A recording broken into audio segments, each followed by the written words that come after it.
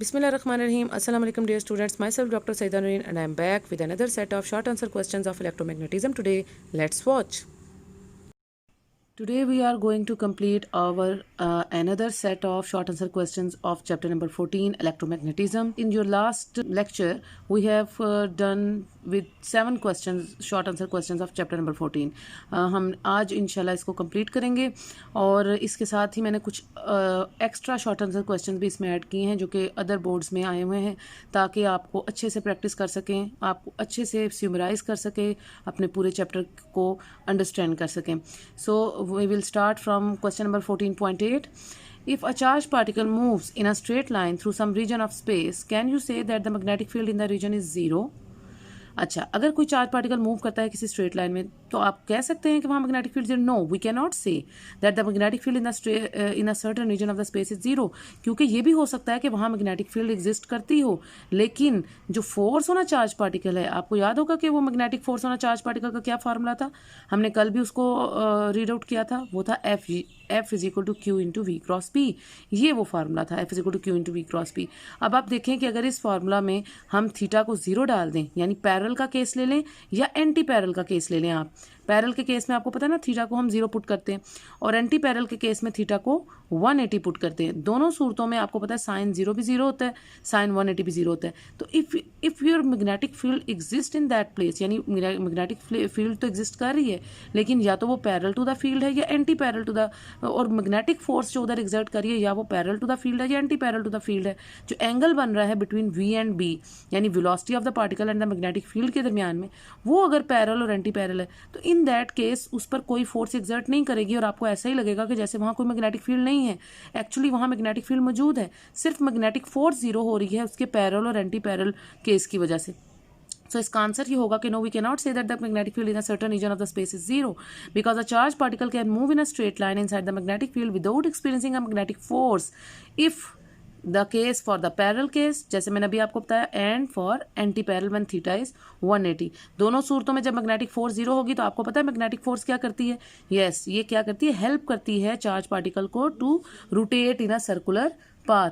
तो ये circular path में रिवॉल्व कराने के लिए या रोटेट कराने के लिए मैग्नेटिक फोर्स जो है वो यूज होती है. तो अगर मैग्नेटिक फोर्स ही जीरो हो जाएगी पैरेलल और एंटी पैरेलल के केस में तो मैग्नेटिक फील्ड एग्जिस्ट करती भी होगी तो फिर भी आपको ऐसा ही लगेगा, क्योंकि पार्टिकल स्ट्रेट लाइन में मूव करेगा तो ऐसा ही लगता है जैसे मैग्नेटिक फील्ड नहीं है.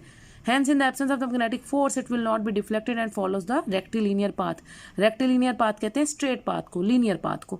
ठीक है, तो स्ट्रेट पाथ में वो तब भी मूव कर सकता है या तो मैग्नेटिक फील्ड एग्जिस्ट ही ना करती हो, या तब भी मूव कर सकता है स्ट्रेट पाथ में जब मैग्नेटिक फील्ड तो एग्जिस्ट करती हो लेकिन जो मैग्नेटिक फोर्स है वो एग्जिस्ट ना करती हो ड्यू टू पैरेलल और anti parallel to the field. ये केस था. उसके बाद आ जाए Question number 14.9. Why does a picture on the TV screen become distorted when a magnet is brought near the screen? अगर आप देखें, कभी आपने एनालाइज किया हो कि जो टीवी स्क्रीन है जब ऑन होता है टीवी तो उसके जो स्क्रीन के भी अपने एक चार्ज पार्टिकल्स होते हैं, आपको फ्लो ऑफ चार्जेस होते हैं, इलेक्ट्रॉन्स फ्लो करते हैं और उन इलेक्ट्रॉन्स के फ्लो करने की वजह से भी मैग्नेटिक फील्ड जो स्क्रीन के इर्द गिर्द थ्रू सम रीजन यानी किसी रीजन तक, एक खास रीजन तक मैग्नेटिक फील्ड जो है वो एग्जिस्ट करती है. तो फिर टीवी स्क्रीन जो है वो डिस्टॉर्ट, जब आप कोई मैग्नेट उसके पास लेके जाते हैं टीवी स्क्रीन के पास, ऑन टीवी स्क्रीन के पास, तो वो एकदम से डिस्टॉर्ट हो जाती है और कभी कभी तो पूरी ब्लैकआउट हो जाती है. वो क्यों होती है? क्योंकि दो मैग्नेटिक फील्ड्स आपस में इंटरेक्ट करती हैं. एक वो जो मैग्नेट आप लेके जा रहे हैं उसकी मैग्नेटिक फील्ड और टीवी स्क्रीन में से जो इलेक्ट्रॉन्स फ्लो कर रहे हैं उनके फ्लो करने की वजह से जो करंट जनरेट होती है उसकी वजह से मैग्नेटिक फील्ड जनरेट हो रही है. तो दोनों मैग्नेटिक फील्ड्स आपस में इंटरेक्ट करती हैं और डिफ्लेक्ट कर देती हैं वो जो इलेक्ट्रॉन का पाथ है, वो जो इलेक्ट्रॉन्स फ्लो कर रहे थे उस टीवी स्क्रीन में से, उनके पाथ को डिफ्लेक्ट कर देती हैं और जब उनका पाथ डिफ्लेक्ट होगा तो आपकी टीवी स्क्रीन भी डिस्टॉर्ट हो जाएगी. अब ये देखें इसका आंसर कैसे लिखा हुआ है. As we know that when a charges are moving in a certain region a magnetic field is existed around the charges due to the flow of current.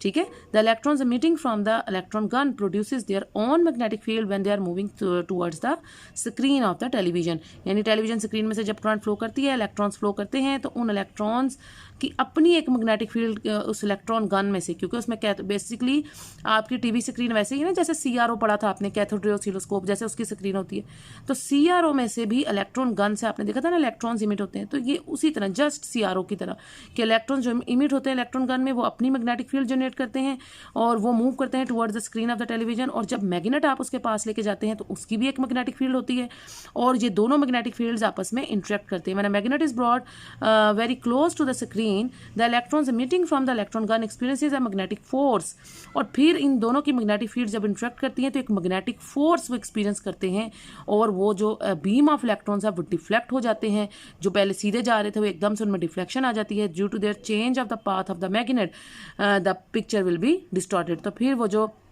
Picture on the TV screen है वो क्या हो जाएगी, distort हो जाएगी।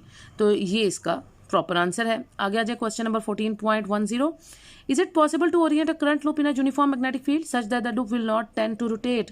क्या ये possible है कि अगर आप एक करंट कैरिंग लूप को, आपको पता है जब करंट कैरिंग लूप होता है उसकी अपनी एक मैग्नेटिक फील्ड होती है, आप उसे यूनिफॉर्म मैग्नेटिक फील्ड में अगर रख देते हैं तो आपने पढ़ा था कि टॉर्क जनरेट होता है, अगर आपको याद हो turning effect of the force produce होता है जब आप करंट कैरिंग लूप को यूनिफॉर्म मैग्नेटिक फील्ड में रखते हैं। और क्या ऐसा हो सकता है कि आप उसे यूनिफॉर्म मैग्नेटिक फील्ड में रखें लेकिन वो फिर भी रोटेट ना करे? Yes, it is also possible. Again angle का बहुत रोल है। एंगल का क्या रोल है? आपने पढ़ा है कि जो टॉर्क एक्सपीरियंस होता है by the current carrying loop, उस टॉर्क का फार्मूला होता है tau is equal to BINA cos of alpha. ये आपने पूरा फार्मूला पढ़ा था torque on a current carrying coil का, आपके चैप्टर में था। अब ये वाला फार्मूला जो है इसमें अल्फा जो है वो एंगल था, alpha is the angle between plane of the coil and the magnetic field B। अगर आपको याद हो अल्फा वो एंगल था जो प्लेन ऑफ कॉइल और मैग्नेटिक फील्ड B के दरमियान में था। अब अगर आप अल्फा को 90 ले लें, और आपको पता है कॉस 90 जो है वो क्या होता है, 0। साइन का जो मैक्सिमम एंगल होता है वो 90 होता है और कॉस का जो मैक्सिमम एंगल होता है वो 0 होता है। अब कॉस 90 जो है वो इस टाइम पे क्या हो जाएगा, 0। अब कॉस 90 जब 0 हो जाएगा तो पूरा का पूरा टॉर्क जो है वो क्या हो जाएगा, 0 हो जाएगा। And that is the plane of the coil is held at right angle to the magnetic field B। इसका मतलब है कि अगर आप प्लेन ऑफ द कॉइल को राइट एंगल पे कर दें उस वक्त उसका एंगल 90 बनेगा, और चूंकि कॉस 90 0 होता है तो उसका टर्निंग इफेक्ट 0 हो जाएगा। फिर चाहे आप उसे उस करंट कैरिंग कॉइल को यूनिफॉर्म मैग्नेटिक फील्ड में रख भी देंगे तो भी उस पर कोई टर्निंग इफेक्ट प्रोड्यूस नहीं होगा, क्योंकि उस वक्त जो वो एंगल बना रहा है उसका प्लेन ऑफ द कॉइल अपनी मैग्नेटिक फील्ड के साथ वो 90 का एंगल बना रहा है। ये आपने उधर पढ़े थे ना केसेस के, when the torque should be maximum and when it is the minimum, तो ये वही केसेस हैं। तो hence the coil will not rotate if the plane of the coil is right angle to the magnetic field B। ठीक है, आगे चलते हैं question number 14.11, how can a current loop be use to determine the presence of the magnetic field in the region of space?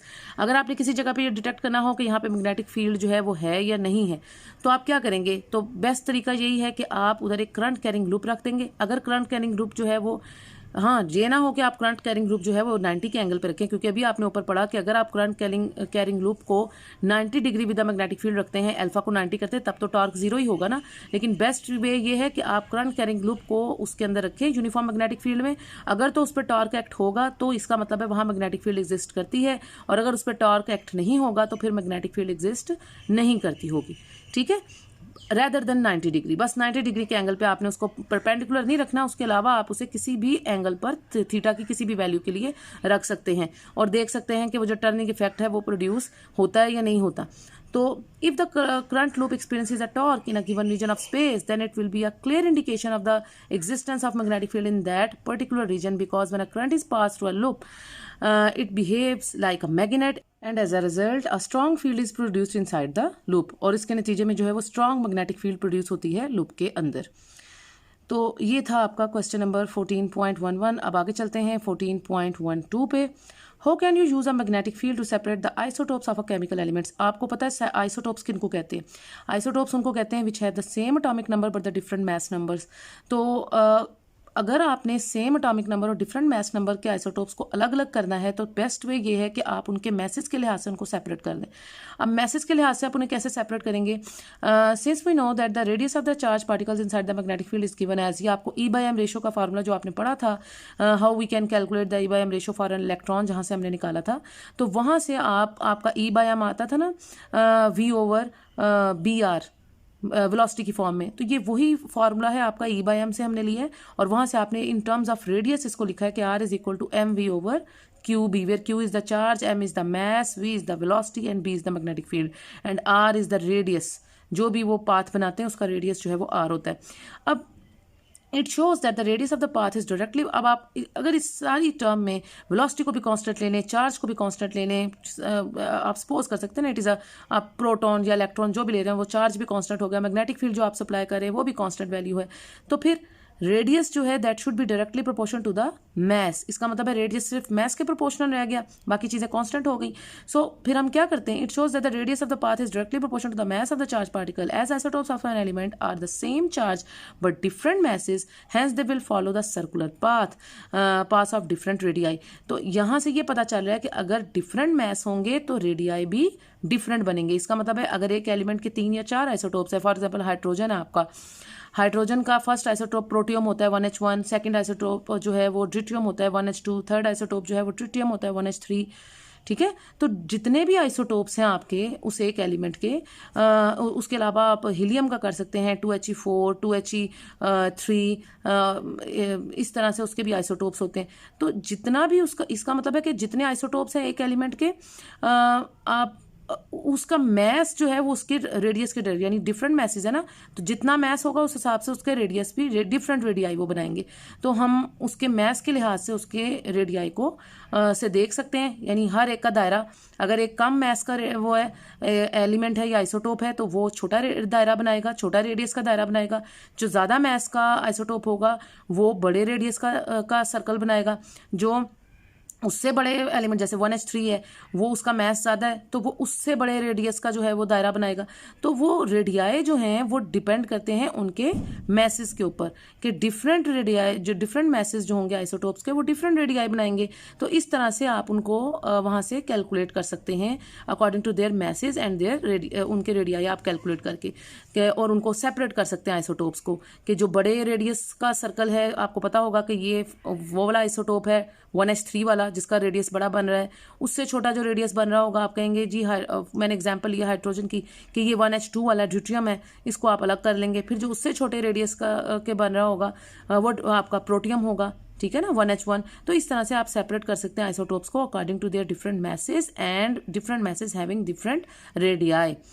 ठीक है, as isotopes of an element of same charge but different masses, hence they will follow the circle part of the different radii when they are projected from the same point at right angle to the magnetic field B, so they can be distinguished easily due to their different masses and different radii। ठीक है, तो इस तरह से हम उनको separate कर लेंगे। अब come up to the next question। Question number 14.13, what should be the orientation of the current carrying coil in a magnetic field so that the torque acting upon the coil is maximum and when it should be minimum। अभी हमने जब उसको 90 रखा था मैंने आपको बताया था कि टॉर्क के जो है वो दो बनते हैं कि टॉर्क कब मैक्सिमम होता है और कब टॉर्क जो है वो मिनिमम होता है। तो टॉर्क जो है वो मैक्सिमम कब होता है, ये टॉर्क का जो है torque acting on a current carrying coil, उसका फार्मूला आपने पढ़ा था, tau is equal to BINA cos of alpha. जब आप किसी करंट कैरिंग कॉयल को जो है वो प्लेस करते हैं इन यूनिफॉर्म मैग्नेटिक फील्ड तो किस वक्त जो है वो टॉर्क मैक्सिमम होता है और किस वक्त टॉर्क मिनिमम होता है, it all depends upon its angle alpha. यानी if alpha is equal to 0, अगर आप अल्फा को 0 ले लें तो आपको पता है कॉस का जो मैक्सिमम एंगल होता है वो 0 होता है। सो कॉस 0 इज 1 और उस वक्त जो टॉर्क होगा वो मैक्सिमम टॉर्क होगा and that is tau is equal to BINA। ठीक है, where B is the magnetic field, I is the current, N are the number of turns of the coil and A is the area of the coil, which is possible only when the plane of the coil is parallel to the magnetic field. क्योंकि जब आप plane of the coil को magnetic field के parallel रखते हैं तो उस वक्त उसका जो एंगल बनेगा प्लेन ऑफ द कॉयल का मैग्नेटिक फील्ड के साथ वो अल्फा 0 होगा और उस वक्त उसकी टॉर्क जो है वो मैक्सिमम होगी। ठीक है, ये पैरेलल या हॉरिजेंटल केस के लिए होता है। अब आ जाए अगर परपेंडिकुलर केस हो, यानी परपेंडिकुलर या राइट एंगल पे अगर आप उसको रखें कॉयल को तो अल्फा आपको पता है 90 डिग्री का होगा फॉर परपेंडिकुलर केस, और जब अल्फा 90 होगा सो कॉस 90 इज 0 और उस वक्त टॉर्क भी क्या होगी, मिनिमम टॉर्क, और वो 0 होगी। If alpha is 90 that is the plane of the coil is at right angle to the magnetic field then it will experience no torque. तो कोई टॉर्क उस पर एक्सपीरियंस नहीं होगा क्योंकि कॉस 90 0 हो जाएगा और उस वक्त उसका टॉर्क जो है वो मिनिमम होगा। तो ये सिमिलर चीज़ें हैं बस ज़रा डिफरेंट वे से वो पूछते हैं, एक क्वेश्चन में किसी और तरह से, दूसरे क्वेश्चन में किसी और तरह से। तो आपने, अगर आपको ये फार्मूलाज बहुत इंपॉर्टेंट है पूरे चैप्टर के, एक एक फार्मूला जो इस चैप्टर में है आप उनको अलग लिख सकते हैं, ताकि आपको जब आपने न्यूमेरिकल्स करनी है, ये शॉर्ट आंसर क्वेश्चंस में पूछा जाता है, तो वही फार्मूला बार बार रिपीट होते हैं।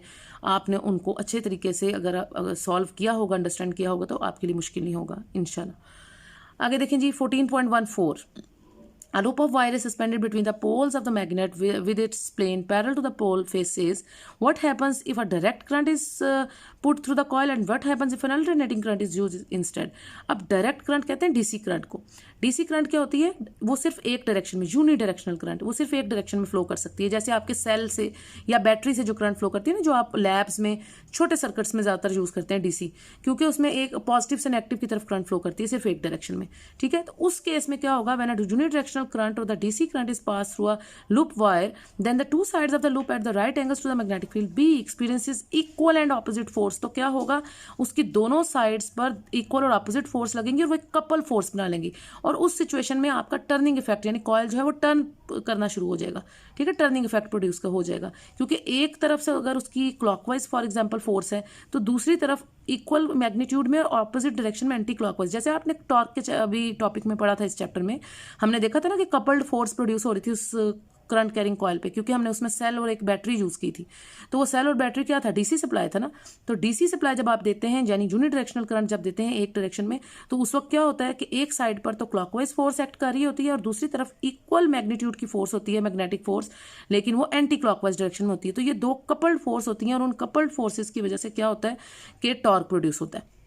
ठीक है, ये तो हो गया डीसी की वजह से, आइदर इन क्लॉकवाइज डायरेक्शन और in anti clockwise direction, as a result of which the coil is deflected. तो डिफ्लेक्शन प्रोड्यूस होगी या टर्निंग जिसको आप कहते हैं वो प्रोड्यूस होंगी।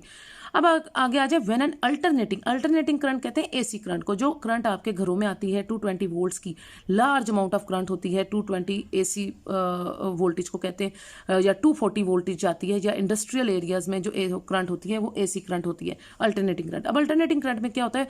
वो दोनों डायरेक्शंस में फ्लो करती है।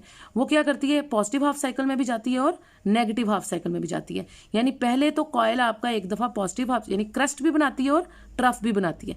जो आपका डीसी था वो या तो सिर्फ क्रस्ट बनाता था या सिर्फ ट्रफ बना सकता था, यूनि डायरेक्शनल था ना।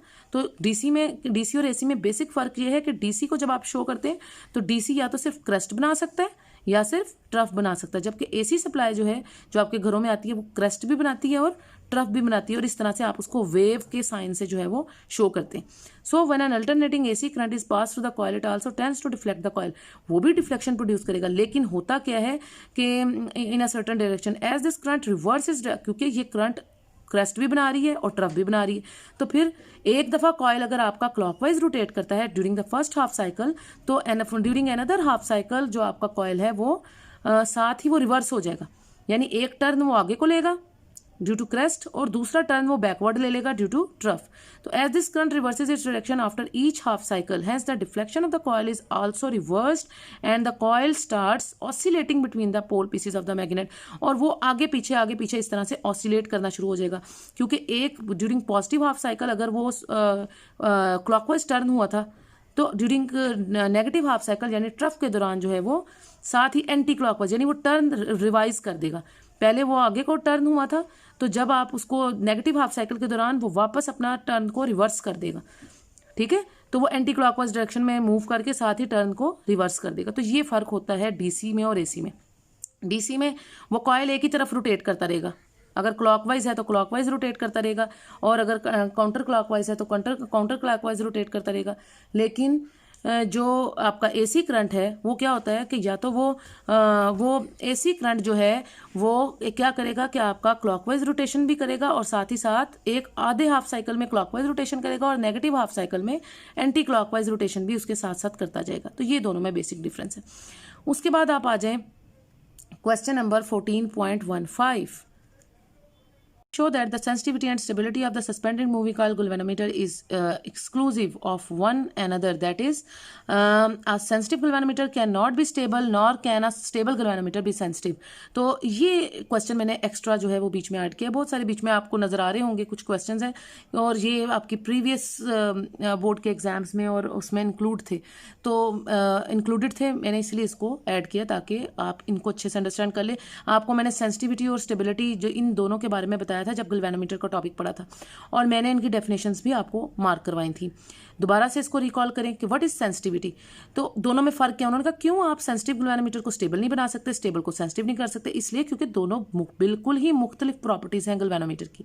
जो आपका सेंसिटिव गैल्वेनोमीटर होता है वो इतना सेंसिटिव होता है कि उसकी नीडल से अगर आप स्मॉल करंट भी फ्लो कराते हैं तो वो बहुत फुल स्केल डिफ्लेक्शन आपको दे देती है और उसकी नीडल बहुत ज़्यादा वाइब्रेट करती है. Even a small current is flows through the circuit. तो वो फिर बहुत ज़्यादा डिफ्लेक्शन और ऑसिलेशन की वजह से उसका एक नुकसान ये होता था कि वो जैसे ही करंट स्टॉप कराते थे वो फौरन उसकी नीडल स्टॉप नहीं थी होती, वो टाइम लेती थी क्योंकि वो सेंसिटिव थी. तो इस वजह से वो ऑसिलेट भी जल्दी करती थी और फिर रुकने में भी उसको टाइम लगता था.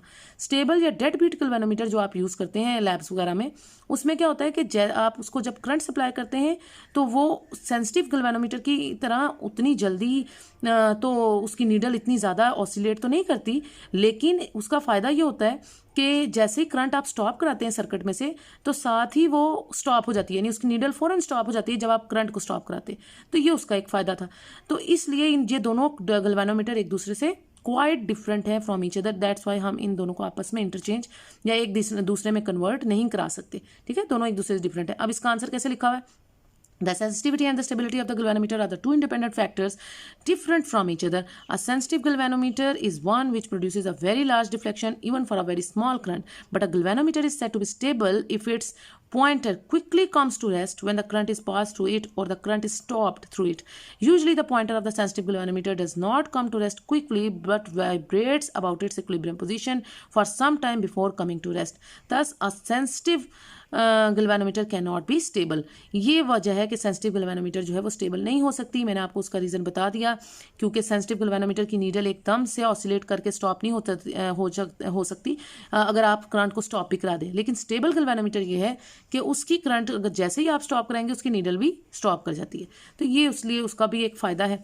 तो ये इसका आंसर था. अब आ जाए क्वेश्चन नंबर 14.16 और 16th क्वेश्चन है ये आपका. Why resistance of an ammeter should be very low. और ये 16 और 17 क्वेश्चन अगला अगर आप देखें तो ये दोनों क्वेश्चंस जो हैं इंपॉर्टेंट तो हैं ही. आपको मैंने और काफ़ी डिटेल्ड आपको समझाए थे जब एमीटर और वोल्ट मीटर का टॉपिक पढ़ा था. फिर हम इसको डिस्कस कर लेते हैं.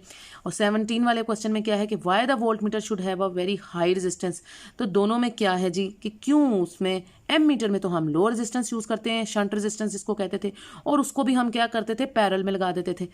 अब और जबकि वोल्ट मीटर में हम क्या करते थे कि वोल्ट मीटर में हम एक तो हाई रेजिस्टेंस लेते थे और उसको हम सीरीज में लगा देते थे थ्रू द गैल्वेनोमीटर.